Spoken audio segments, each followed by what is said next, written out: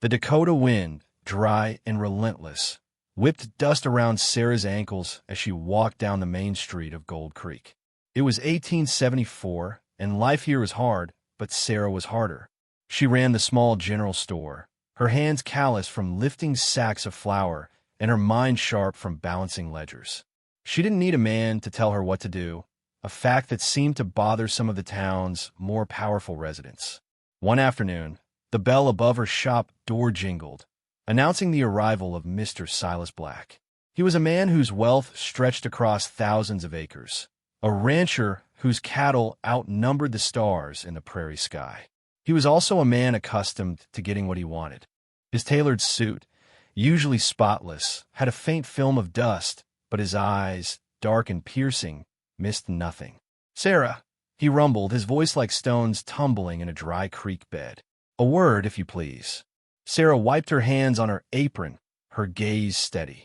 She knew what was coming. Mr. Black had been circling her like a hawk for months, his intentions as clear as the prairie sky. He saw a woman of spirit, a woman who didn't simper or blush, and he wanted her as another prize in his collection. He walked past shelves filled with dry goods and bolts of fabric, stopping just before the counter. "I've come to offer you a life of ease, Sarah," he began, his tone oozing with a practiced charm that didn't quite reach his eyes. "A life where you won't have to fret over inventory or the price of oats. Marry me, and you'll want for nothing." Sarah's heart didn't flutter. It remained as steady as the ticking clock on her wall. She knew the kind of ease Mr. Black offered. It was the ease of being owned, of trading her freedom for gilded cages. She thought of her small, neat room behind the store, her books, her quiet independence. It wasn't much, but it was hers. She met his intense gaze without flinching. "Mr. Black," she said, her voice clear and firm, "I thank you for your offer, but I must decline." A flicker of surprise, then something colder, crossed his face. "Decline?" he repeated, as if the word itself were foreign to him. "Do you not understand what I am offering? A name, security, respect in this town." "I have my own name, Mr. Black," she countered, her chin lifting slightly. "And I earn my own way. I intend to keep it that way." His face tightened, the charm melting away to reveal a hard, unforgiving anger. He was not used to being told no, especially not by a woman. The air in the small store grew thick with unspoken threat.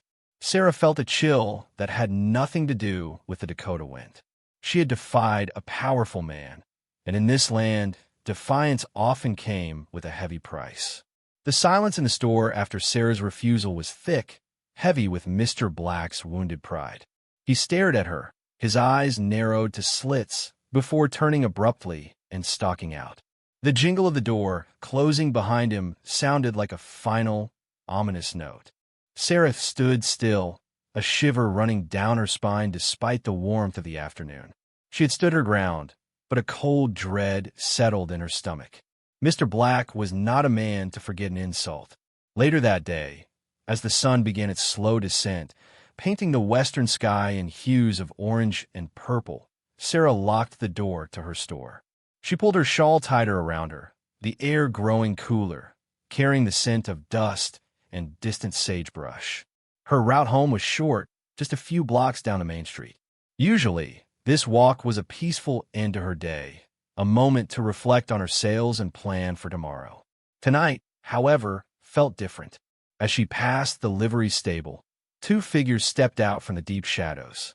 They were Mr. Black's men, easily recognizable by their rough clothes and the swagger in their steps. Big Jake and Silas, men known for their loyalty to Mr. Black and their eagerness to follow his cruelest orders. Sarah's heart began to pound a frantic rhythm against her ribs. She quickened her pace, but it was no use. "Going somewhere, little bird?" Big Jake sneered, blocking her path. His grin was wide and ugly, showing missing teeth. Silas moved in from the other side, cutting off any escape. "Mr. Black doesn't like it when folks don't listen to him," he drawled, his voice low and menacing. Fear, cold and sharp, pierced through Sarah. She knew what this was about. This was Mr. Black's punishment, a lesson for daring to say no. She tried to speak, to demand they leave her alone, but her voice caught in her throat. Big Jake grabbed her arm, his grip like iron. He said to teach you some manners. Then the blows started. They came quickly, brutally. A fist to her stomach, knocking the air from her lungs. A shove that sent her sprawling to the dusty ground, scraping her hands and knees. Kicks to her side, sharp and merciless. Sarah curled into a ball, trying to protect her head, her mind reeling with pain and disbelief. This was happening. In the open street, with the last rays of sunlight fading, she was being beaten for her defiance.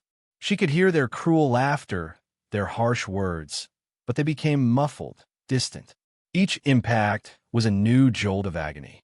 The world spun, colors blurring into a painful mess. She tasted blood, felt the warm, sticky flow down her face. Her strength ebbed away, leaving her weak and broken on the cold, hard earth. The last thing she remembered clearly was the glint of a boot coming down again. Then darkness began to creep in around the edges of her vision. The men walked away, leaving her crumpled and still, a heap of torn cloth and broken spirit in the deepening twilight. The street was silent once more, save for the distant howl of a coyote, a lonely cry in the vast, unforgiving Dakota night. The darkness that had welcomed Sarah eventually softened, not to the familiar sight of her small room, but to the vast, star-dusted canvas of the Dakota night sky. Each star seemed to shimmer with a cruel indifference. She lay on the cold, hard earth, her body screaming with a pain so deep it felt like it had taken root in her bones. Blood matted her hair and crusted on her lips. She could feel the sticky wetness on her side, a throbbing wound that pulsed with every beat of her slowing heart. A dull ache pounded in her head, making it hard to think, hard to even remember. Then, like a sudden, brutal crack of lightning, the memory of Big Jake's sneering face and the heavy boots came rushing back. The humiliation was almost as sharp as the physical pain. Left for dead. That was the message. That was Mr. Black's way of ensuring no one else dared to defy him. A whimper escaped her lips, a tiny sound swallowed by the immensity of the night. She tried to move, to push herself up, but her limbs felt heavy, unresponsive.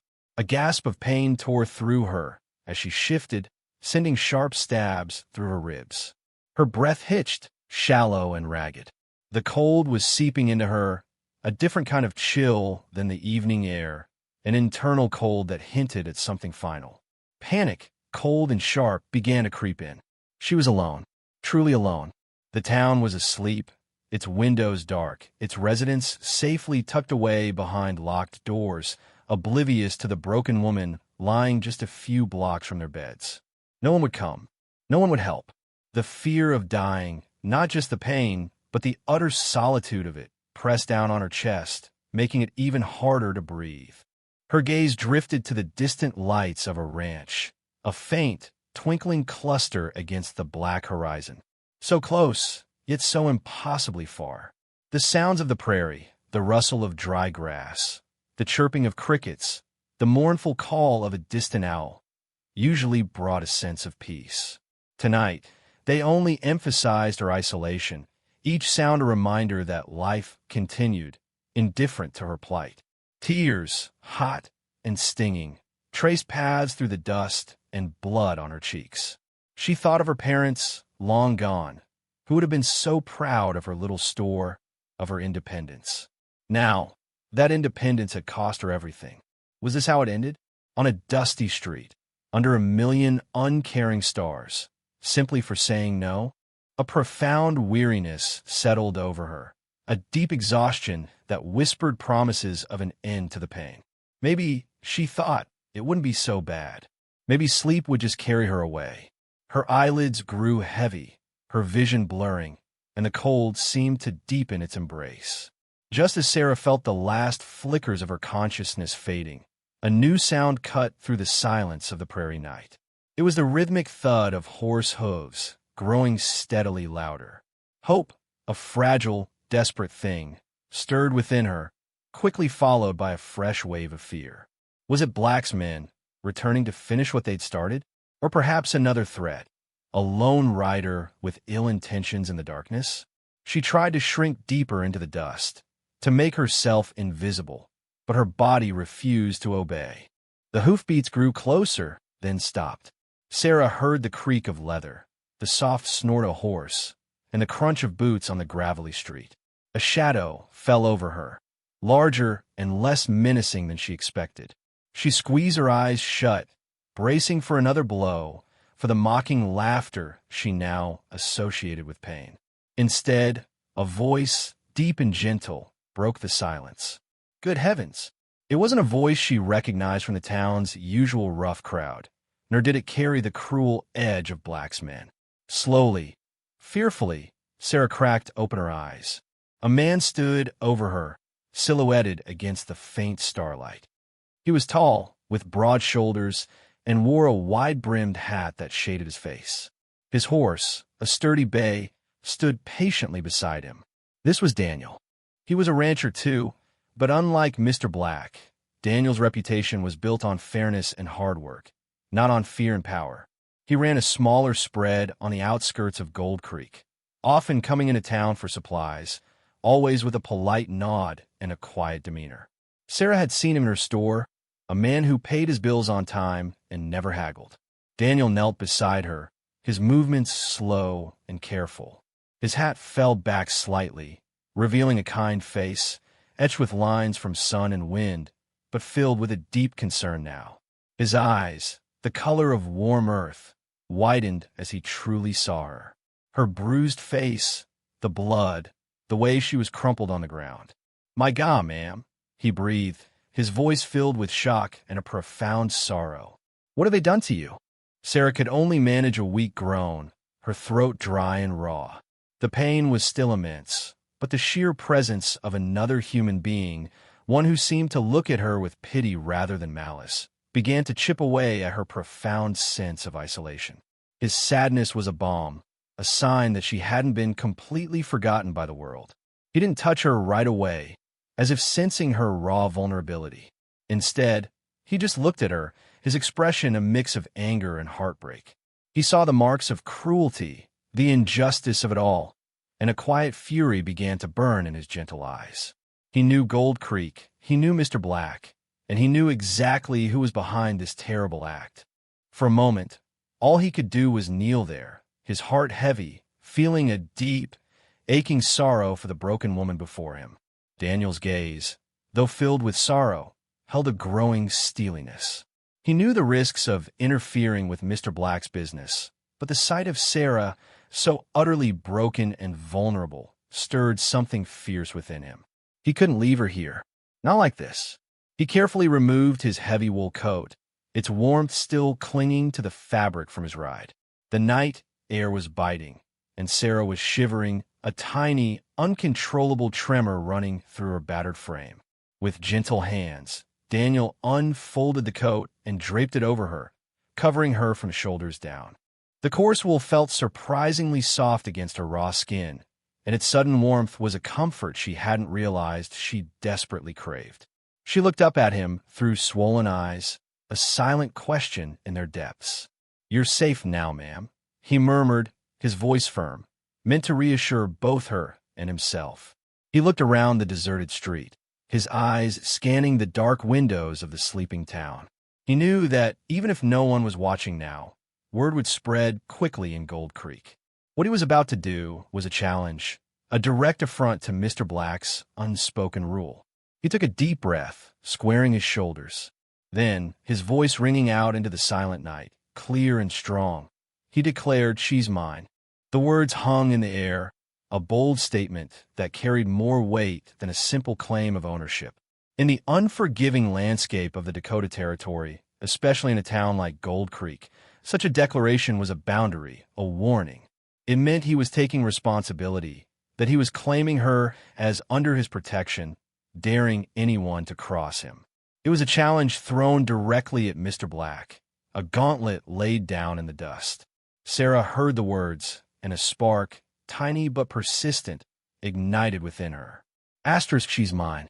Asterisk, not in the way Mr. Black had wanted to claim her, as a possession, but as someone worthy of defense, of care. It was a promise of safety, a shield against the cruelty she had just endured. A wave of relief, so profound it almost made her weep, washed over her. Daniel then gently, carefully, slid an arm under her shoulders and another under her knees. He lifted her from the cold ground, cradling her as if she were made of fragile glass. Despite the pain that flared with the movement, Sarah found herself clinging to him, her face pressed against his chest. She could feel the steady beat of his heart, a strong, reassuring rhythm that spoke of life and courage. He carried her towards his horse, his steps slow and deliberate, making sure not to jostle her more than necessary. The weight of her in his arms felt both heavy and precious. He knew the fight had just begun, but he also knew, with a certainty that settled deep in his bones, that he was doing the right thing. Daniel rode slowly, carefully, with Sarah cradled in his arms. The ride to his ranch felt longer than usual, each bump in the road sending a fresh wave of pain through her, but his strong, steady hold offered a strange comfort. When they finally arrived at his small, neat cabin, he dismounted with practiced ease, still holding her gently. Inside, the cabin was simple but clean, warmed by a low-burning fire in the hearth. Daniel laid Sarah down on his cot, which he had covered with a soft, clean blanket. He moved with a quiet efficiency, fetching water, clean cloths, and a small tin of salve. His hands, though calloused from ranch work, were surprisingly tender as he began to clean her wounds. "This might sting a little, ma'am," he warned, his voice soft. Sarah winced as the cool water touched her bruised skin, but she didn't pull away. She watched him, his brow furrowed in concentration, his movements sure and gentle. He dabbed at the cuts on her face, wiped away the blood, and carefully applied the salve. He checked her ribs, his fingers light, and murmured reassurances when she flinched. He worked in silence mostly, his presence a comforting anchor in her sea of pain. For days, Daniel was her tireless caregiver. He brought her warm broth and cool water, helping her to sit up just enough to drink. He changed her bandages, always with that same careful tenderness. He didn't press her to talk, understanding that she needed time to heal, not just her body, but her spirit too. He would sit by the cot in the evenings, reading from an old, worn book, his quiet presence a balm against the loneliness that had almost claimed her. Slowly, Sarah began to mend. The sharp edges of pain softened into dull aches. The bruises faded from angry purple to yellow, then to faint shadows. Her strength, little by little, began to return. But it wasn't just the physical healing that Daniel fostered. It was the quiet, unwavering kindness he showed her. He spoke to her about his ranch, about the cattle, the challenges of the land, and the beauty of the vast Dakota skies. He treated her not as a helpless victim, but as a person, a woman who had endured a terrible wrong. He listened when she finally felt strong enough to whisper about her store, her plans, her dreams of making her own way. He never judged, never questioned her refusal of Mr. Black. Instead, he simply nodded, his eyes understanding. One morning, as the sun streamed through the cabin window, Sarah managed to sit up on her own. Daniel walked in with a fresh cup of coffee, his smile soft and genuine. "Good to see you up, Sarah," he said, using her name for the first time. It felt natural, a new closeness blooming between them. She realized then that Daniel had not just saved her life. He had shown her a different kind of strength, a truer form of courage than any she had known.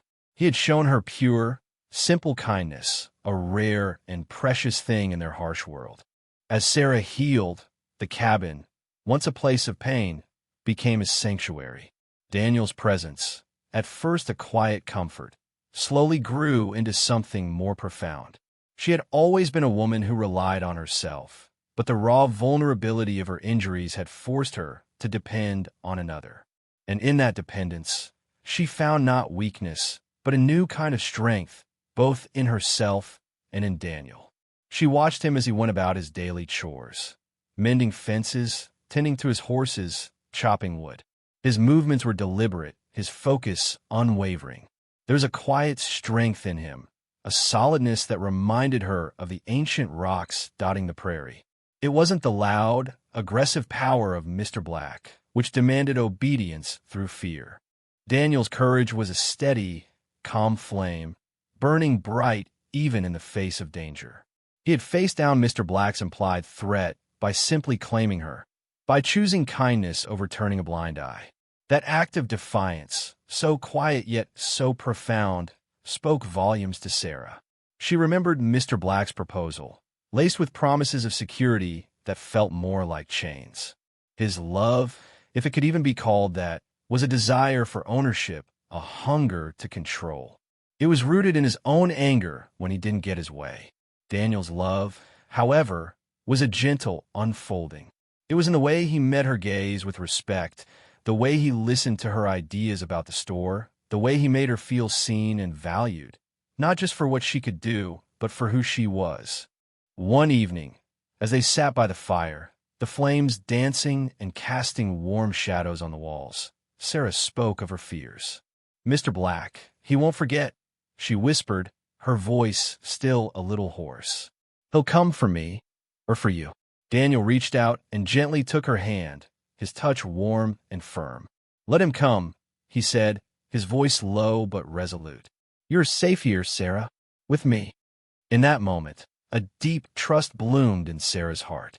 She saw not just a man who had saved her, but a man who stood ready to protect her, not out of a sense of duty, but out of a deep and growing affection.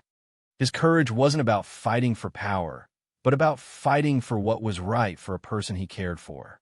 This was a love so different from the harsh world she knew, a love that promised partnership and shared burdens, not control.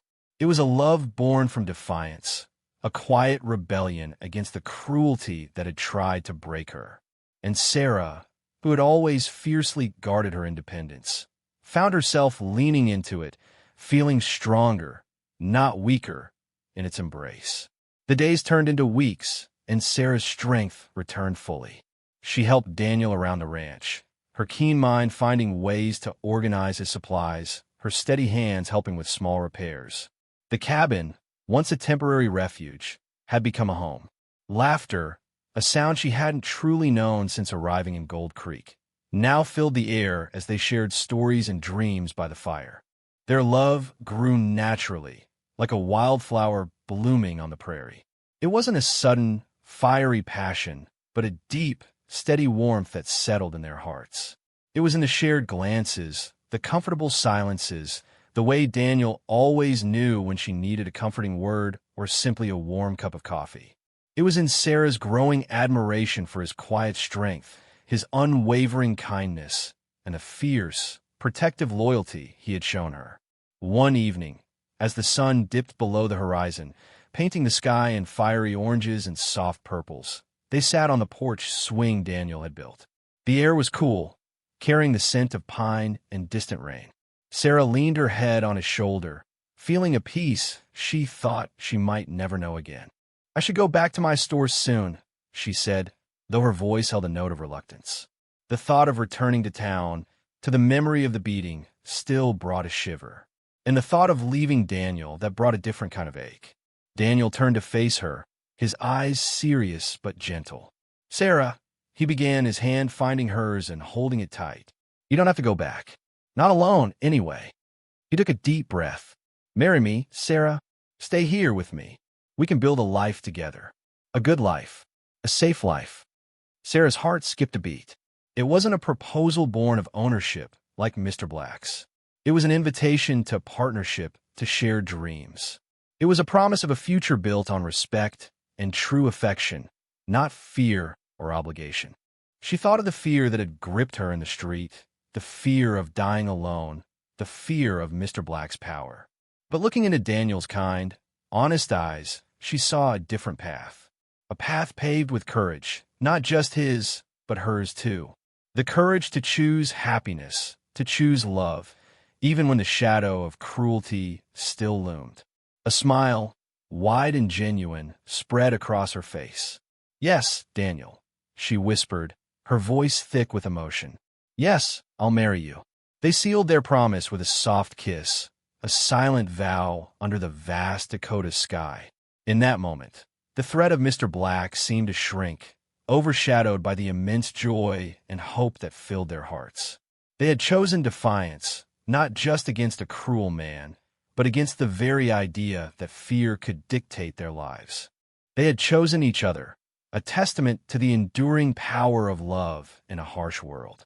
The news of Sarah and Daniel's wedding spread through Gold Creek like wildfire, causing a stir of surprise and whispers.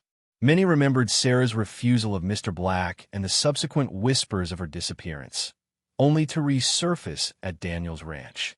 The townspeople knew the unspoken tension that hung in the air, the silent challenge Daniel had thrown to Mr. Black. Yet on the chosen day, a small crowd gathered outside Daniel's cabin, curiosity and genuine warmth mixing in equal measure. The cabin was adorned with wildflowers Daniel had picked, simple but beautiful. Sarah, in a dress sewn from fabric she'd once sold in her own store, looked radiant. Her scars were faint now, hidden by the high collar, but the strength in her eyes shone brighter than any fabric. Daniel stood beside her, his usually reserved face alight with joy, his hand clasped firmly in hers. The local preacher, a kind old man who had known Daniel since he was a boy, began the ceremony. The air was filled with a sense of hope, a feeling that something good and true was happening in a world often marked by hardship. Children giggled, women dabbed at their eyes, and the men nodded their approval. Miles away, hidden in the shadows of a lone mesquite tree on a distant ridge, a solitary figure watched. Mr. Silas Black. He had ridden out alone, a bitter rage churning in his gut. He watched the tiny cluster of people, the bright colors, the simple joy. He saw Daniel standing tall, his arm around Sarah, her head tilted towards him in a gesture of affection. Each smile, each shared glance between Sarah and Daniel, was a fresh stab to his pride. He had wanted to break her, to make her regret her defiance. Instead, she stood there, vibrant and loved, a living testament to his failure. His plan had backfired spectacularly. He had tried to crush her spirit, and instead, he had pushed her into the arms of a man who saw her worth, a man who dared to protect her from his wrath. His jaw was clenched so tight it ached. He gripped the reins of his horse, his knuckles white. The sight of her, happy and free, with another man, was a torment. He was a man who owned everything, yet he couldn't own the one thing he had truly desired, Sarah's will. He could command men, control land, but he could not command love, nor could he crush the spirit of a truly courageous woman. The silent fury within him was a fire, burning cold and deep. He watched until the ceremony ended, until Daniel and Sarah shared a kiss. Then he turned his horse sharply, riding back into the vast, lonely expanse of his ranch, leaving only a cloud of dust behind. His rage was a silent vow, a promise that while he could not touch them today, he would not forget. The preacher's voice, clear and kind, filled the quiet air as he asked the final questions. Sarah looked at Daniel, her eyes shining with a joy that reached deep into her soul. She saw the lines of honesty and hard work etched on his face, the unwavering love in his gaze. This was a man who had not only saved her life, but had shown her that true strength lay in gentleness, and true power in kindness. "Do you, Sarah?" the preacher began. "I do," Sarah said, her voice strong and clear, leaving no room for doubt. The words were not just a promise to Daniel, but a declaration to herself, to the town, and to the bitter man who had tried to break her. It was a vow to live freely, to choose love over fear. Daniel squeezed her hand, his own "I do" a deep rumble of happiness. A cheer rose from the small gathering, warm and genuine. The children clapped their hands, and the women smiled, many with tears in their eyes. Daniel leaned in, and under the wide, watchful Dakota sky, he kissed his bride. It was a soft, tender kiss, full of promise and the quiet strength of two hearts finally finding their home. As the small celebration continued, with laughter and simple refreshments, Sarah felt a profound sense of peace. The ghost of Mr. Black's cruelty still existed, a dark memory, but it no longer held power over her. She had faced death and found life. She had faced hatred and found love. Her defiance had not only saved her, but it had led her to a happiness she never thought possible. Daniel and Sarah began their new life together, side by side.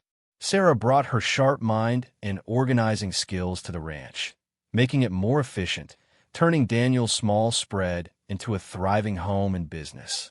They worked hard, faced challenges, but always with a shared purpose and an unbreakable bond. Their love became a quiet legend in Gold Creek, a testament to courage in the face of tyranny. It showed everyone that even in a harsh land, goodness could triumph over cruelty. From his distant ranch, Mr. Black continued to watch. He saw their ranch grow, heard whispers of their happiness, and the silent rage inside him never cooled. He never again attempted to harm Sarah or Daniel, knowing that to do so would only strengthen their bond and make them even more admired. He was defeated, not by force, but by the quiet, unyielding power of love and defiance. Sarah and Daniel, however, did not live in fear of him. They lived their lives fully, each day a quiet victory. Their wedding day was not just a beginning for them, but a symbol. It was a clear, shining example that no amount of wealth or cruelty could extinguish the flame of a brave heart or break the bond of true love. And that, in the end, was the greatest triumph of all.